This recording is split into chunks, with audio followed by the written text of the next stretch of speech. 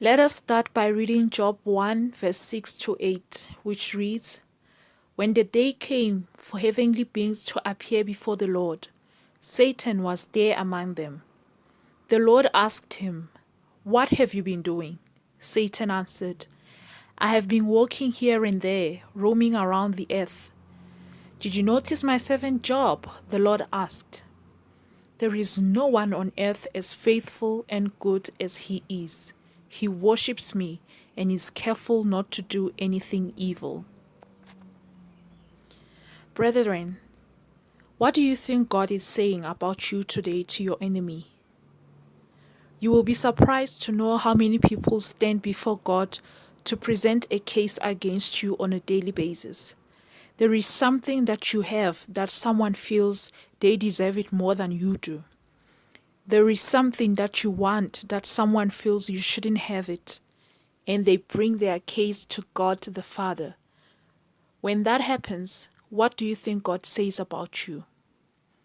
I am sure many of us would love to hear God speak good things about us in our defense whenever the enemy stands before God to accuse us. But remember, Job didn't hear this conversation that God had with Satan, yet he stayed true to his faith in God, even when he no longer had a reason to do so. The Bible tells us in Job 1 verse 9 and 12, and also in Job 2 verse 4 to 6, that God gave Satan power over Job and everything he had. As a result, Job suffered great loss at the hand of Satan. He lost every good thing he had, his children, his livestock, his wealth, even his health, but still he kept his trust in God. This makes me wonder, what loss have you suffered in your life? What loss are you suffering at the hand of Satan today? Does that loss make you feel as though God hates you and is maybe punishing you for something that you have done in the past? What if, like Job, God finds you to be faithful and has enough confidence in you to permit Satan to test your goodness? What if the reason you are still alive today, despite everything that you have been through, is because God only permits Satan to have access to everything that you have lost, but has denied him access to your life? Personally, I believe Satan has no access to my life unless God permits him to have such. And if God does permit him to have power over any area of my life, it will be to a limit.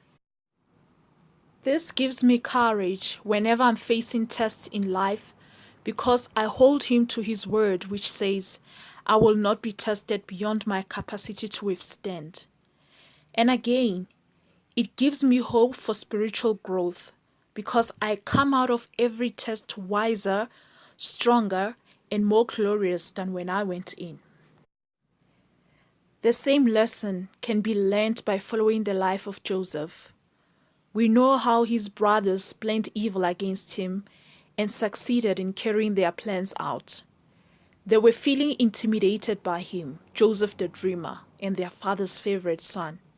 So they sold him to the strangers who were passing by the wayside. When Joseph realized what his brothers had done, he didn't start cursing their lives and that of their generations, nor did he think of paying revenge on them. Instead, as we read in Genesis 45 verse 5, after revealing himself to his brothers, Joseph said, Now do not be upset or blame yourself because you sold me here. It was really God who sent me ahead of you to save people's lives. In verse 8, he continues, So it was not really you who sent me here, but God. He has made me the king's highest official. I am in charge of his whole country. I am the ruler of all Egypt.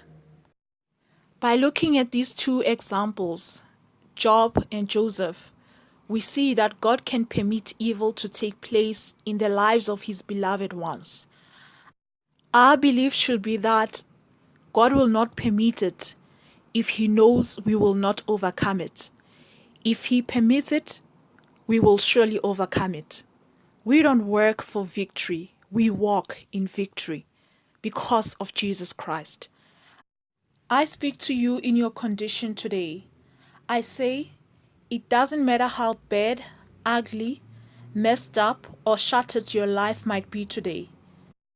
God is still God, seated on his throne in all his sovereignty. And because he loves you, he will restore back all that you have lost in your testing process. And he will replace all that is no longer in place in a more glorious manner than before. Stay faithful.